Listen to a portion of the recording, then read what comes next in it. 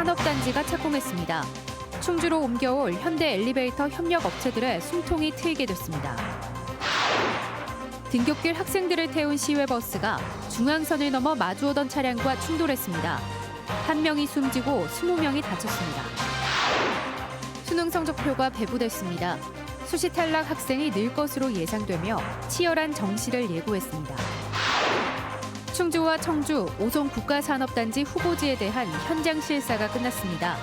사업성 설득에 주력했습니다. 여러분 안녕하십니까? 계속해서 충북 지역 뉴스입니다.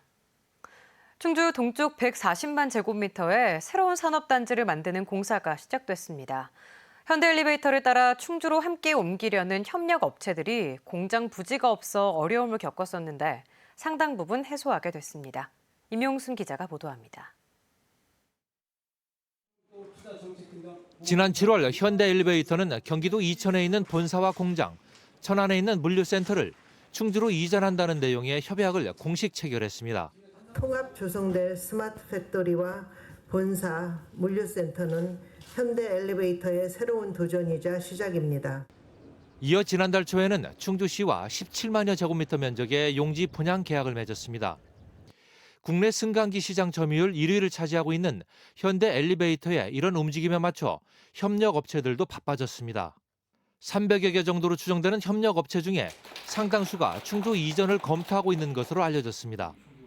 그러나 문제는 이전할 공장 용지가 턱없이 부족하다는 것.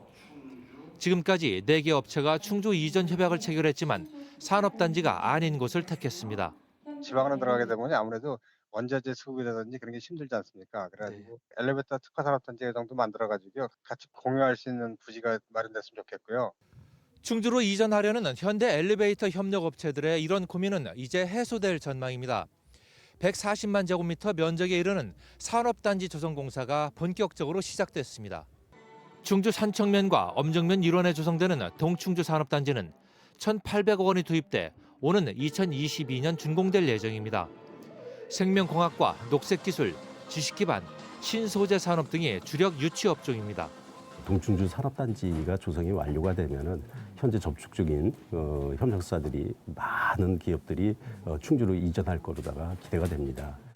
현대엘리베이터가 내년 상반기 착공돼 2021년 하반기에 완공될 예정인 가운데 동충주 산단 조성공사가 가시화되는 내년 말부터는 협력업체들의 이전 움직임이 뚜렷해질 전망입니다. MBC 뉴스 임용순입니다. 등굣길 학생들을 가득 태운 시외버스가 중앙선을 넘어 앞지르기를 하다가 마주오던 차량과 부딪혔습니다. 안개가 가득한 커브길에서 조금 빨리 가려다가 1명이 숨지고 20명이 다쳤습니다. 이지영 기자입니다. 음성군의 왕복 2차로.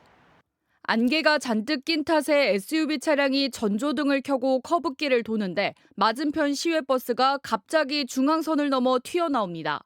시외버스가 앞서가던 화물차를 추월하려고 중앙선을 넘는 순간 사고가 났습니다. 다리 입구에서 여기 시작하는데 막 들어섰는데 차가 온 거죠. 이거 다 부서지는 소리 났지. 보시는 것처럼 사고 지점 바로 전이 커브길이라 진입하는 차량이 쉽게 보이지 않고 당시 안개까지 짙게 낀 상태였는데 추월을 시도한 겁니다. SUV를 몰던 40대 운전자는 사고 직후 숨졌고 버스기사와 승객 등 20명이 다쳤습니다. 다친 승객들은 모두 중고등학생. 아침 일찍 등굣길에 나섰다 변을 당했는데 타박상 등에 그쳐 큰 부상을 입지는 않았습니다. 56살 버스기사는 앞에 가던 화물차 속도가 너무 느려 추월을 시도하다 사고가 났다고 진술했습니다. 상대방이 돌아가시잖아요. 그게 제일 혐의가 크죠. 저희가 명단을 확보해서 타차 한 명씩 다 교수했대요. 경찰은 사망사고를 낸 버스기사에 대해 구속영장을 신청할지 검토하고 있습니다. MBC 뉴스 이지연입니다. 제천시가 강원도 평창강물을 이용해 다양한 사업을 벌이기로 했습니다. 이상천 제천시장은 기자회견을 열고 사용 허가를 받은 평창강 하천수 가운데 남는 하루 10,000톤씩을 도심수로 만들어 휴식 공간과 관광객 볼거리를 만들겠다고 밝혔습니다. 강원도 영월 취수장에서 관로를 통해 의림지까지 물을 끌어와 용축폭포를 가동하고 장기적으로는 도심의 수로를 만들겠다고 밝혔습니다. 시의회에서 지적한 제천협회 부정 유통 의혹에 대해서는 문제점을 받아들여 개선할 부분은 개선하겠다고 밝혔습니다. 이번 대학 수학능력시험 성적표가 오늘 충북 수험생들에게 배부됐습니다. 수학이 어려웠고 국어도 예상과 달리 상대적으로 어려웠던 것으로 나타나 수능 최저 기준을 맞추지 못한 수험생들의 정시행이 늘 것으로 예상됩니다. 김영일 기자입니다. 긴장한 표정의 고3 학생들이 한 명 한 명 성적표를 받아듭니다. 수능 점수를 확인하는 얼굴에는 안도의 웃음과 실망스러운 한숨이 교차합니다. 수능 당일에는 좀 많이 긴장을 했었는데 그래도 성적을 보니까 그래도 기분이 좋네요.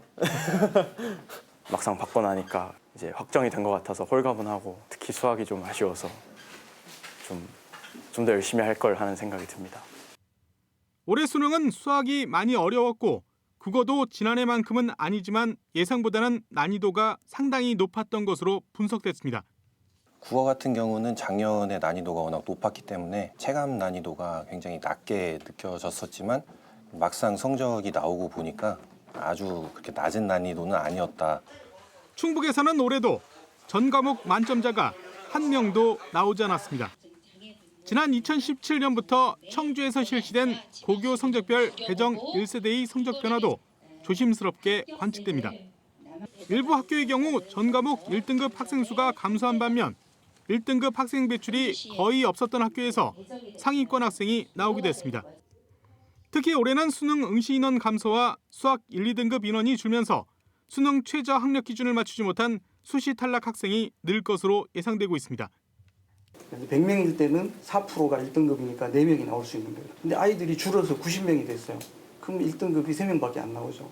그러니까 지금 역대 수능 응시 인원이 가장 작기 때문에 그 등급을 좋게 맞춘 아이들은 줄어들 수밖에 없을 거다. 수시 모집 합격자 발표는 미등록 충원을 포함해 오는 19일까지이며 정시 원서 접수는 오는 26일부터 31일까지 실시됩니다. MBC 뉴스 김영일입니다. 제천시 공무원 노조와 시의회가 2달간 벌여온 갈등이 일단락됐습니다. 이상천 제천시장과 홍석용 의장, 권순일 노조 지부장은 오늘 서로 존중하고 협력한다는 내용의 상생협력 협약서에 서명했습니다. 공무원 노조는 협약서 서명 이후 플래카드와 농성장을 철거했고 의회가 다음 회기에 의안을 처리해 줄 것으로 기대한다고 밝혔습니다. 제천시 의회는 공무원 후생복지 조례 개정안을 심사하면서 제천시와 노조가 협약한 장례비와 휴가를 일방적으로 삭제해 노조와 갈등을 빚었습니다. 지난달 충주에 이어 청주 오송도 국가산업단지 KDI 예비타당성 조사 현장 실사를 마쳤습니다. 오송은 전국 후보지 가운데 가장 큰 규모인 만큼 사업성 설득이 관건입니다. 조미애 기자입니다. 국가산업단지 지정이 추진 중인 오송 제3 국가산업단지 예정부지입니다. 오송 이산단과 인접해 있는 675만 3천여 제곱미터로 당초 계획보다 200만여 제곱미터가 줄었어도 전국 후보지 7곳 가운데 가장 규모가 큽니다. 현재 충주와 청주, 세종 3곳만 KDI 예비타당성 조사 단계까지 진행된 상황입니다. 오늘 진행된 KDI 예비타당성 조사 현장 실사에서 충청북도와 청주시는 당위성을 피력하는 데 주력했습니다. 오송의학바이오, 충주의 정밀의료바이오, 제천의 한방바이오 이렇게 연결이 돼 있어서 식약처가 여기 와 있고 또 보건산업진흥원이나 지금 천복단지 재단이나 우리 충대학교 약대 쭉 이렇게 지금 자리를 찾고 있어서 특히 수도권과 충청권 바이오제약과 의료기기 관련 기업 460곳 가운데 338곳이 충북 이전에 관심을 보였다며 기업 수요가 충분하다는 점을 강조했습니다. 국가산단에 대한 그 브랜드 가치 때문에도 기관이라든가 기업 등등을 유치하는 데 상당히 유리한 상황입니다. 또 일자리가 창출되고 또 지역 발전으로 이어지는 그런 선순환을 가지고 충청북도와 청주시는 오송, 충주가 국가산단으로 지정되면 옥천, 괴산, 제천과 함께 바이오 오각벨트를 구성해 특화할 수 있다고 보고 있습니다. 예비 타당성 조사 결과는 내년 상반기에 나올 것으로 전망되는 가운데 통과되면 2021년 국토부 승인을 받아 2030년 국가산단 조성을 마치게 됩니다. MBC 뉴스 조미입니다. 단양군 관광객이 2년 만에 다시 1,000만 명을 넘어섰습니다. 단양군이 주요 관광지 18곳에 무인 계측기와 입장권 판매를 합쳐보니 지난달까지 1,005만 9,588명이 방문했습니다. 연말까지 합치면 2017년 기록인 1,011만 명을 넘어 역대 최다 기록을 세울 것으로 보입니다. 관광지별로 보면 도담산봉이 443만 명으로 가장 많았고 구담봉과 사이남, 만천하 스카이워크 순이었습니다. 단양군은 내년에 만천하 슬라이더와 모노레일, 유람선 계류장 등 체험시설을 확장할 계획입니다. 음성군 자원봉사자 대회가 자원봉사자 600여 명이 참석한 가운데 열렸습니다. 올해 묵묵히 이웃사랑을 실천한 우수 봉사자와 단체, 기업에 대해 표창하고 아이디어와 수기 공모에 대한 시상도 이뤄졌습니다. 음성군에서는 올해 자원봉사자 8천여 명이 6만여 건의 봉사를 펼쳤고 음성군은 우수 봉사자에게 휴양림 숙박권과 상품권, 독감 예방접종 등 혜택을 줬습니다. 충주시 호암직동 인구가 호암지구 아파트 입주로 넉 달 만에 15,000명을 넘어섰습니다. 지난 8월 호암지구내 4개 아파트 3,000가구가 입주를 시작하면서 지난 7월 9,500명이던 인구가 넉 달 만에 58%나 늘었습니다. 호암직동 행정복지센터는 15,000번째 전입자에게 충주사랑 상품권과 꽃다발을 전달했습니다. 국립괴산호국원이 개원 이후 처음으로 국가유공자 합동 안장식을 진행했습니다. 괴산호국원은 고 윤중원 육군 하사를 비롯해 국가유공자 8위를 보훈단체와 유가족 등 400여 명이 참석한 가운데 거행했다고 밝혔습니다. 괴산호국원은 국가보훈처 차원에서 만든 첫 국립묘지로 개원 이후 하루 평균 10여 기씩 유공자 628기가 안장됐습니다. 빌린 돈을 갚으라고 요구하는 이웃을 흉기로 찔러 살해하려고 한 50대가 경찰에 붙잡혔습니다. 충주경찰서는 어제 오후 5시쯤 충주시 한 식당 앞 거리에서 이웃을 흉기로 찌른 50살 A씨에 대해 살인 미수 혐의로 구속영장을 신청할 예정입니다. 충북지역 뉴스였습니다. 고맙습니다.